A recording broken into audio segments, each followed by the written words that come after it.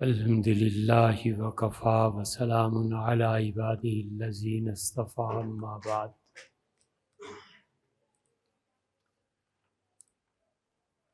اللہ تعالی نے قرآن کریم میں جہاں پر حدود کا بیان نازل فرمایا ہے یا حدود کے متعلق فیصلے فرمائے ہیں، ان میں ایک چوری کا معاملہ بھی ہے، اور حضور اقدس صلی اللہ علیہ وسلم کے زمانے میں مدینہ منورہ میں ایک چوری ہو گئی اور اس کی تحقیق کی گئی۔ اصل قصہ یہ تھا کہ مدینہ منورہ میں فقر و فاقہ بہت زیادہ ہو گیا اور گندم اور آٹا گویا نایاب ہو گیا۔ شام سے گندم کی تجارت ہوتی تھی اور جو کا آٹا بھی آتا تھا اور اس کے ساتھ گندم بھی۔ اتنا نایاب ہوا کہ وہ مہینے آئے جب گندم کا آٹا لوگ سنبھال کے رکھ لیتے تھے، اور یہ بات تھی کہ اب یہ روٹی پکائیں گے، کسی دن مہمان آ گئے یا کوئی تقریب ہوئی، اور مدینہ منورہ میں شام سے آٹا آیا، اور اس زمانے میں لادی بازار چلتے تھے۔ لادی بازار یہ ایک مستقل اصطلاح ہے،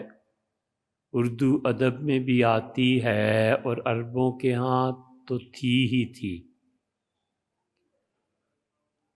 اور بہت بعد میں اب تک بھی جاری رہی ہے۔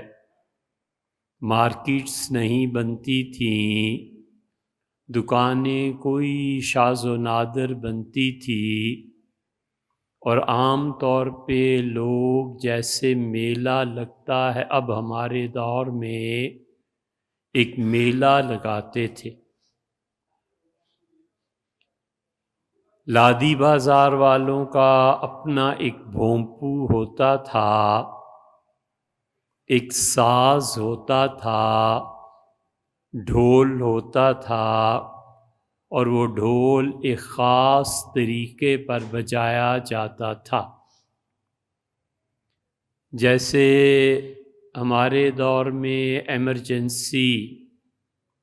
اور اسی طرح فائر بریگیڈ اور یہ مختلف قسم کے اعلانات اور اس کے ساتھ یہ چیزیں بجائی جاتی ہیں اور ان کے بھونپو مختلف ہوتے ہیں، ایسے ہی ڈھول سے مختلف آوازیں پیدا کی جاتی تھی۔ تجارتی قافلہ چلتا تھا اور بیل گاڑیوں پہ، اونٹوں پہ سامان لاد کے وہ کسی بھی بڑے قصبے اور شہر کے قریب پہنچتے تھے، ڈھول بجتا تھا اور سارے لوگ گاؤں اور شہر کے اس آواز سے سمجھ جاتے تھے کہ یہ قافلہ آیا ہے۔ قافلے والے ایک ٹھیا لگاتے تھے،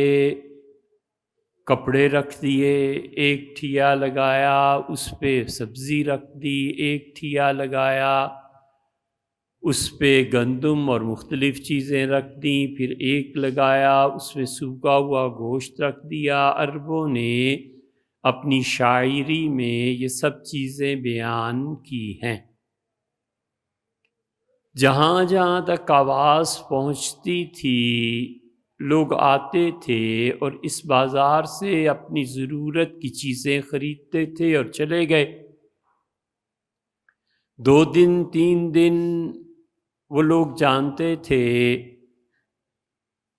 کہ یہ اب گاہک آنا ختم ہو گئے، تو چلو سمیٹو اس سامان کو اور آگے چلو۔ یہاں سے لپٹاتے تھے، اگلے منزل پہ اگلے پڑاؤ پہ جا کر پھر ایک لگ جاتا تھا، تو اسے کہتے تھے لادی بازار، وہ بازار جو لاد کر چلتا ہو۔ جمعہ بھی پہلے ویسے ہی تھا۔ مدینہ منورہ میں جب بہت شدید قلت آٹے کی ہوئی تو یہ جو جمعہ ہے یہ عید کی طرح ہوتا تھا، یعنی جیسے عید کی نماز میں نماز پہلے اور خطبہ بعد میں، جمعہ بھی ایسے ہی ہوتا تھا کہ نماز پہلے ہوتی تھی اور خطبہ اس کے بعد ہوتا تھا، اور رسول اللہ صلی اللہ علیہ وسلم ایسے ہی پڑھاتے تھے۔ نماز ختم ہوئی ایک مرتبہ جمعے کی، تو وہی لادی بازار آ کے لگا، اور انہوں نے جب ڈھول پیٹا تو صحابہ رضی اللہ عنہ کو پتہ چل گیا کہ قافلہ اس طرح آیا ہے، تو نماز تو ہو چکی تھی، وہ خطبہ سننے کی بجائے چلے گئے کہ اپنی ضرورت کی چیزیں خریدیں۔ اور اللہ تعالیٰ نے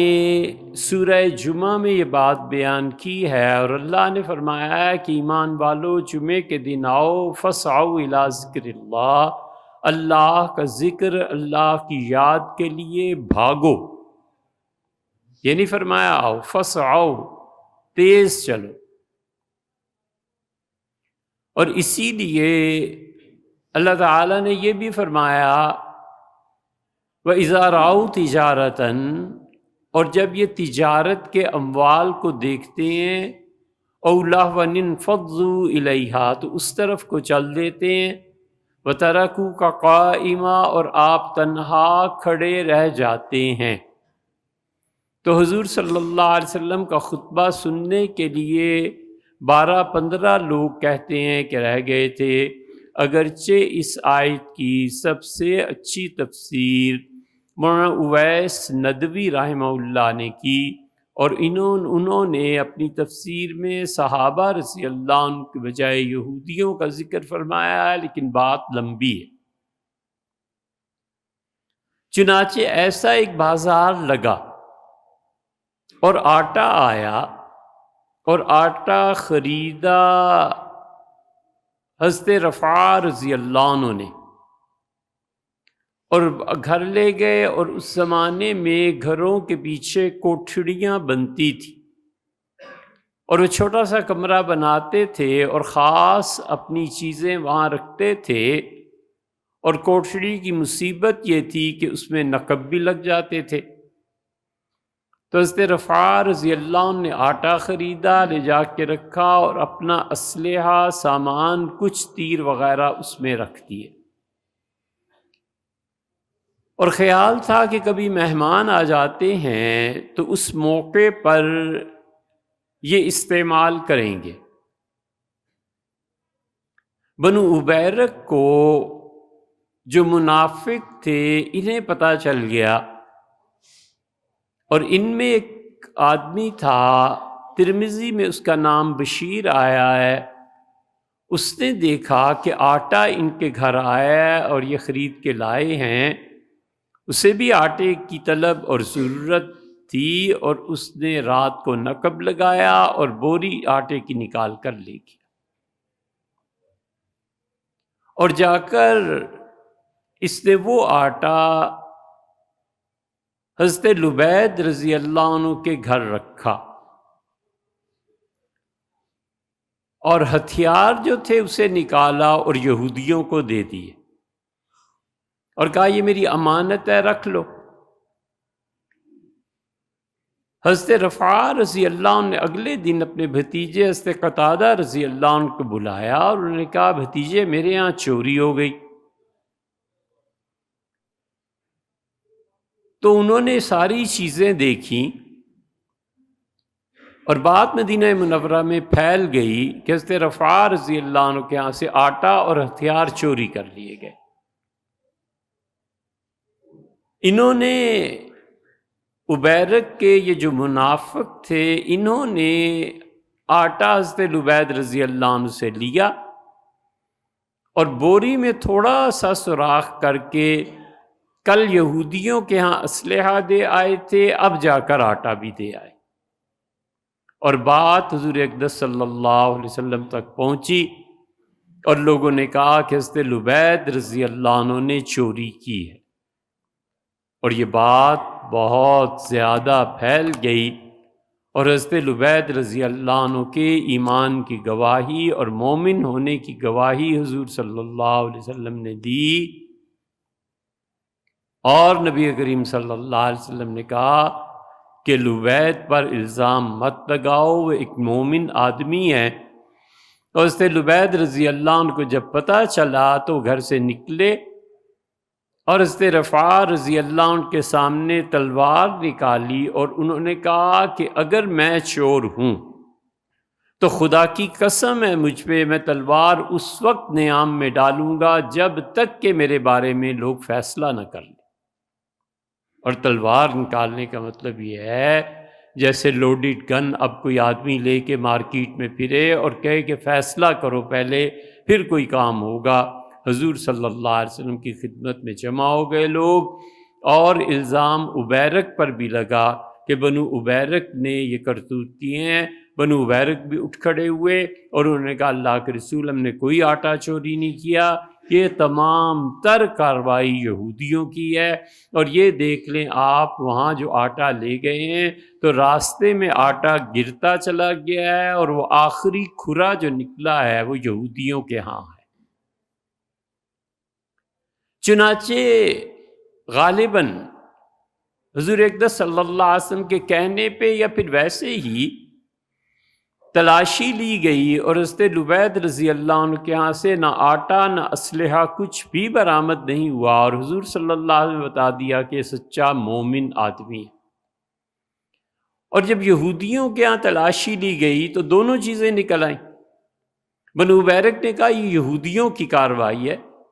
آٹا دیکھ لیں راستے میں گرتا ہوا بھی وہیں پہنچا ہے، پھر ان کے گھر سے نکل بھی آیا ہے، پھر ہتھیار بھی نکل آئے ہیں، اور حضرت رفاع رضی اللہ عنہ نے اپنی تلوار وغیرہ پہچانی اور انہوں نے کہا یہ میری ہی چیز ہے۔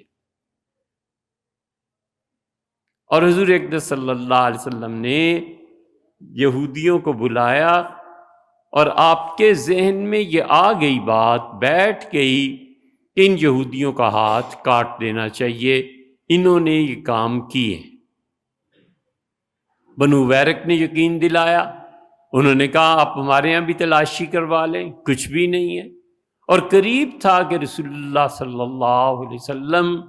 ان یہودیوں کے ہاتھ کٹوانے کا کسی کا بھی حکم دے دیتے۔ اللہ تعالیٰ نے 7 آیات نازل فرمائیں سورہ مائدہ میں، اور اللہ نے فرمایا کہ اے نبی صلی اللہ علیہ وسلم وَلَا تَكُن لِّلْخَائِنِينَ خَصِيمًا، اور جو لوگ ان کی عادت خصلت یہ ہو گئی ہے کہ وہ ہر موقع پہ منافقت سے کام لیں، آپ ان کی طرفداری مت کیجیے۔ امت میں جو اہل علم اس بات کے قائل ہوئے ہیں کہ انبیاء علیہ الصلوۃ والسلام سے صغیرہ گناہ ہو سکتے ہیں، وہ اسی آیت کو دلیل بناتے ہیں۔ وہ کہتے ہیں کہ حضور اقدس صلی اللہ علیہ وسلم کا ارادہ نہ صرف پختہ ہو گیا تھا بلکہ آپ نے ایسے جملے ارشاد فرما دیے تھے جس سے بنو عبیرق منافقوں کو طاقت ملی، اور اللہ نے آیات کو نازل کیا اور اللہ نے فرمایا وَلَا تَكُن لِّلْخَائِنِينَ خَصِيمًا، جن لوگوں نے خیانت کی ہے آپ کو ان کی طرفداری نہیں کرنی، اس لیے کہ خیانت اتنا بڑا جرم ہے کہ وہ ہر ایک خوبی کو عیب میں تبدیل کر دیتا ہے۔ اور اللہ تعالیٰ نے گواہی دی اس بات کی کہ حضرت رفاع رضی اللہ عنہ کا مال بنو بیرک نے چوری کیا اور منافق لوگ تھے، اس لیے جو آدمی بھی خیانت سے کام لیتا ہے اس کا اصل شجرہ وہیں جا ملتا ہے کہ خیانت کرنا منافقت کی اقسام میں سے ایک قسم ہے۔ اس لیے جب منافقین کو برا کہا جاتا ہے اور منافقین کی قلعی کھولی جاتی ہے اور منافقین کے راز تشت ازبام ہوتے ہیں، اور جب منافقوں کی پہچان ہوتی ہے تو معلوم ہوتا ہے کہ یہ آدمی بنیادی طور پر چور ہے، خائن ہے، اور یہ لوگوں کے حقوق بھی ضائع کرتا ہے اور اللہ کا حق بھی ضائع کرتا ہے۔ اس لیے جو لوگ بھی جو ڈیوٹی ان کے ذمے ہے اس میں کوتاہی کرتے ہیں، وہ حقیقت میں خیانت کا ارتکاب کرتے ہیں، اور جتنی خیانت وہ کرتے ہیں اسی حساب سے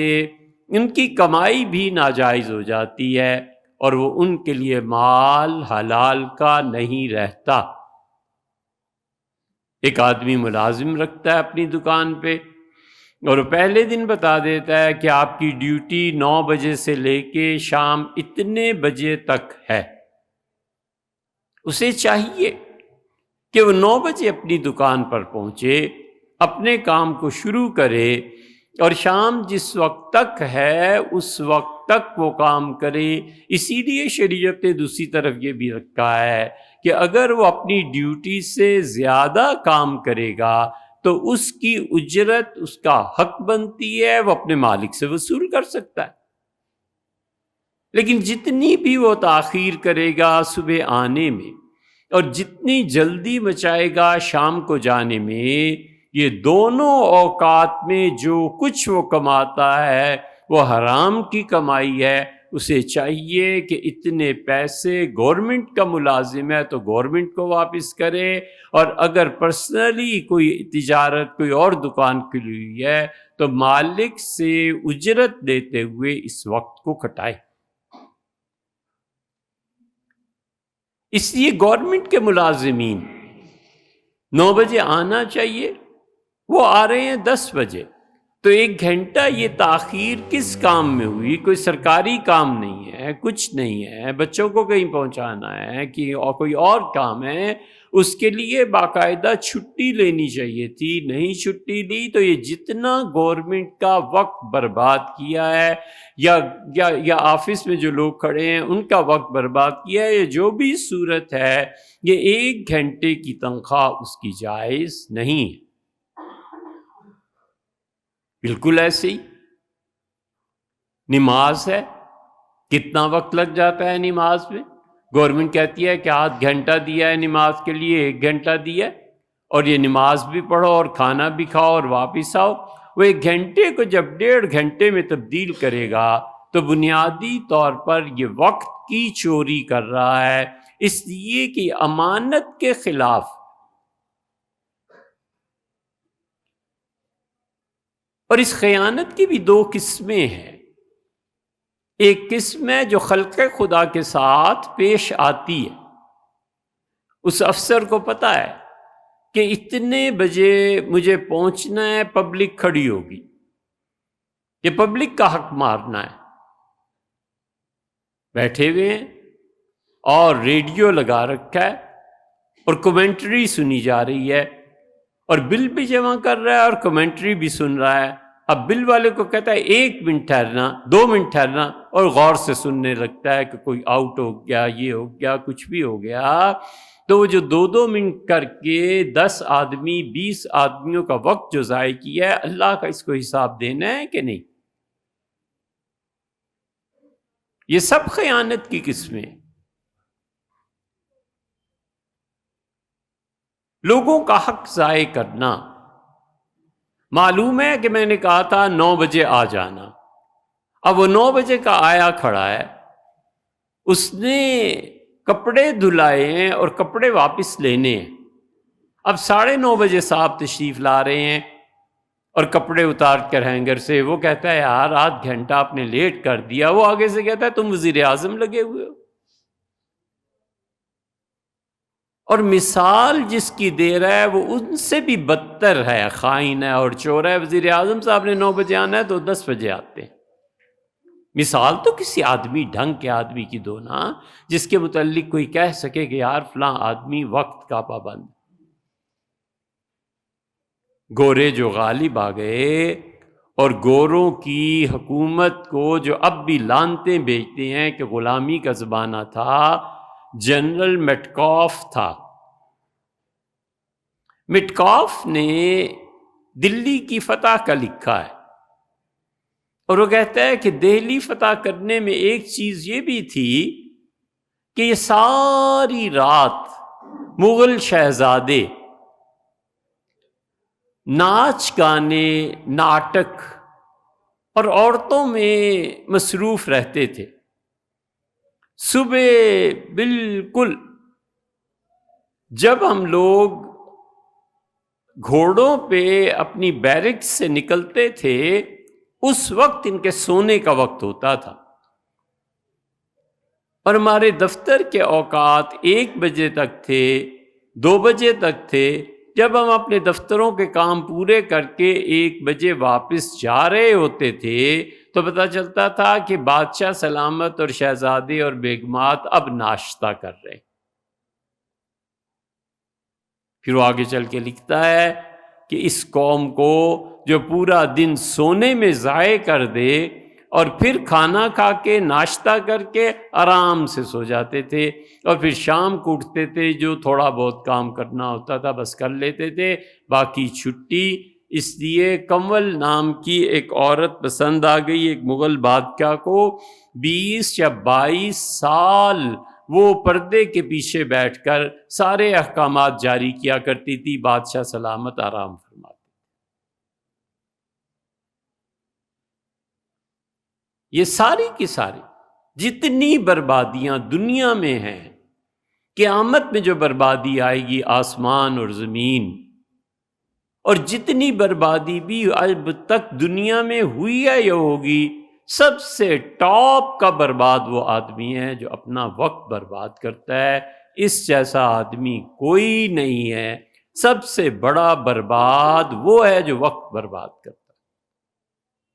کوئی پرواہ نہیں۔ یہ خیانت ہے حقوق العباد میں۔ اور ٹائم رکھا ہے کہ ملازم نے 4 بجے تک دکان پہ رہنا ہے، وہ 3 بھی نہیں بجنے دیتا اور ادھر ادھر دیکھتا ہے کہ کسی طرح اب جان چھٹے۔ ہم نے بارہا امریکہ میں مختلف کافروں کے ملکوں میں دیکھا کہ 5 بجے کا وقت ہے تو ٹھیک گورا 5 بجے کام چھوڑ دے گا، اور پھر ہم نے بارہا دیکھا کہ کل آ کر مثلاً اس نے تعمیر کرنی ہے تو کنڈی اور تیسی اور یہ اور وہ جو ہمارے ہاں بھی اوزار ملتے ہیں ان کو دھو کر رکھ کر جائے گا۔ ہم نے کئی ایک سے پوچھا کہ یہ دھو کے رکھ کے جو جاتے ہو، تو وہ کہتا ہے کہ جی صبح 9 بجے آ کر 8 بجے آ کے کام شروع کرنا ہے، یہ وقت میرا ہے، یا تو میں صبح جلدی آؤں یا میں شام کو تاخیر اپنے وقت میں سے کر کے جاؤں، کیونکہ اگر یہ وقت میں مالکوں کے ذمہ ڈال دوں تو مالک مجھے اجرت دے گا، وہ نہیں دیتا، وہ کہتا ہے بس میرا کام کرو۔ یہ وہ کافر ہے جو حلال کا مال کھا رہا ہے،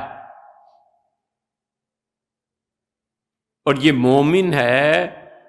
دکان کے مالک نے کہا 4 بجے جانا ہے اور یہ 3 بجے ہی گھڑی دیکھنا شروع ہوتا ہے، یہ مومن حرام کھا رہا ہے اور وہ کافر حلال کھا رہا ہے۔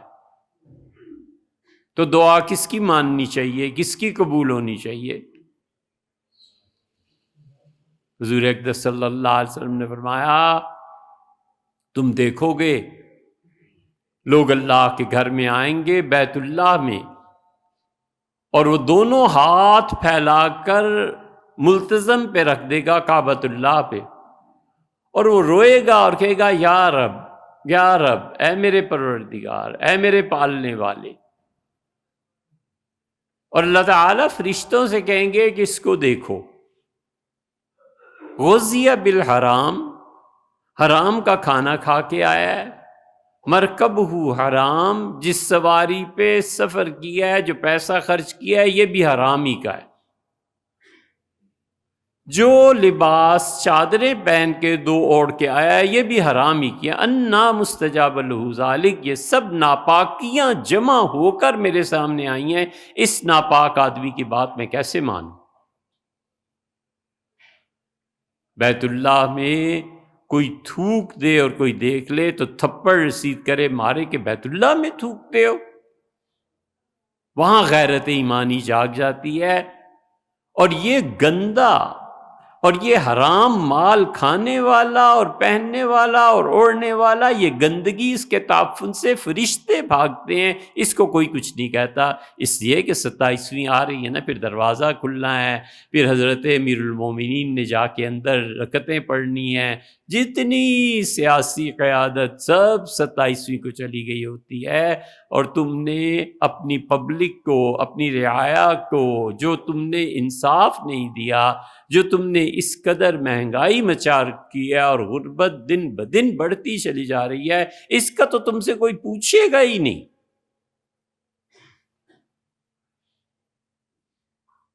عمر بن عبدالعزیز رحمۃ اللہ علیہ سے مال کی تقسیم میں اتنے بڑے آدمی تھے،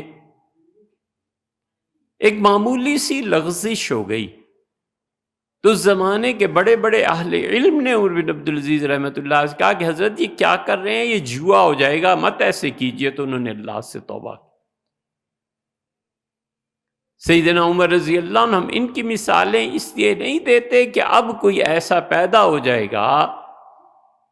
ہم اس لیے یہ بات رکھتے ہیں کہ اصل دین یہ ہے، اصل چیز یہ ہے۔ سیدنا عمر رضی اللہ عنہ نے اپنے دور میں ایک آدمی کو بھیک مانگتے دیکھ لیا تھا خلافت میں، اور عمر رضی اللہ عنہ اتنے گھبرائے کہ اٹھ کے اس کے پاس چلے گئے، فرمایا کیوں مانگتے ہو؟ اسے کہا ضروریات زندگی پوری نہیں ہوتی، اور اسے لے کر چلے اور جا کے اسلم جو ان کا سیکرٹری تھا اسے لکھوایا اور فرمایا یہ ساری چیزیں لکھو اور اس کو ساری چیزیں گھر پر ملنی چاہیے، یہ معذور ہے۔ اور پھر فرمایا لوگو، میں نے حضور صلی اللہ علیہ وسلم سے سنا تھا، آپ نے فرمایا تھا پوری حکومت جہاں تک تمہاری پھیلی ہوئی ہے، یا جو آدمی حکمران ہے اس کے پورے ملک میں ایک آدمی بھی اگر بھیک مانگنے والا ہوا تو حکمران قیامت میں اللہ کے سامنے جائے گا اور بڑا برا پھنس جائے گا، بڑا برا پھنسے گا۔ یہ حج اور عمرے یہ کسی کام نہیں آنے کے جب تک سوسائٹی میں خیانت کا تصور اس کو ختم نہ کیا جائے، اور ایک خیانت اللہ کے حقوق میں بھی ہے، اسی لیے اللہ نے امانت اس کے مقابلے میں استعمال کیا ہے۔ اللہ نے فرمایا انا رزنا الامانت، ہم نے امانت دی آسمانوں کو، زمین کو، پہاڑوں کو، اور ہم نے کہا اس کو سہ لو گے ہماری امانت کو، فَأَبَيْنَ أَن يَحْمِلْنَهَا، تینوں نے انکار کر دیا، پہاڑوں، آسمانوں اور زمین نے، ان کا اے پروردگار تیری امانت ہم نہیں سنبھال سکتے۔ اللہ نے فرمایا وَأَشْفَقْنَ مِنْهَا، عاجز آ گئے، وَحَمَلَهَا الْإِنسَانُ، اور ہم نے جب انسان کو پیش کی تو انسان نے کہا اے خدا میں تیری امانت کو اٹھانے کا اہل ہوں۔ بہت تفاسیر اس امانت کے لفظ کی گئی ہیں، ایک تفسیر یہ کی گئی ہے کہ امانت سے مراد خدا کا نائب ہونا اور خلافت، اس کا مطلب ہے جو اللہ کے نائب ہونے میں کوتاہی برتے گا وہ اللہ کے باب میں، اللہ کے حقوق کے باب میں خائن ہو جائے گا، چور ہو جائے گا۔ اس لیے دیکھنا چاہیے کہ ہمارے اندر بندگی کتنی ہے، جو جتنا بندگی سے ہٹا ہوا ہے وہ اللہ کے معاملے میں اتنا ہی چور ہے، سیدھی سی بات۔ نفاق کے ساتھ اس کا تعلق جا ملتا ہے۔ اللہ تعالیٰ نے صاف ان 7 آیات میں فرمایا ثم یرم بہ بریئا، اور منافق آدمی خود خیانت کر کے الزام دوسرے پہ لگاتا ہے، کیوں دیر سے دفتر میں آئے؟ یہ ہو گیا تھا جی۔ بھئی تم نے کیوں نہیں پڑھایا؟ اچھا جی یہ ہو گیا تھا۔ اپنی کوتاہی، اپنی نیند، اپنا سونا، اپنی عیاشی اور خلق خدا کے حقوق کو ضائع کرنا اللہ کے ہاں پکڑے جائیں گے۔ 27 کو حج پہ جا رہے ہیں جی، بیت اللہ کا دروازہ کھل رہا ہے جی، بادشاہ سلامت مل رہے ہیں جی، یہ سارے چونچلے عبادت نہیں۔ اس نے عبادت کرنی تھی تو اسے پتہ ہونا چاہیے تھا کہ میرے ملک میں ریٹس کیا جا رہے ہیں، میرے ملک میں لوگ کس طرح زندگی بسر کر رہے ہیں، کتنے ہی لوگ ایسے ہیں جو بیچارے ایک وقت کے کھانے کو ترسے ہوئے ہیں۔ تم جو کروڑوں روپے جہازوں پہ استعمال کرتے ہو، تم نے نہ مرنا ہے، نہ اللہ کو جواب دینا ہے، نہ خدا نے تم سے پوچھنا ہے۔ اسی لیے رسول اللہ صلی اللہ علیہ وسلم نے فرمایا تھا کہ لوگوں تم قیامت کے قرب میں دیکھو گے کہ جو جتنا بڑا منافق ہوگا اتنا ہی بڑا عہدہ اسے ملے گا۔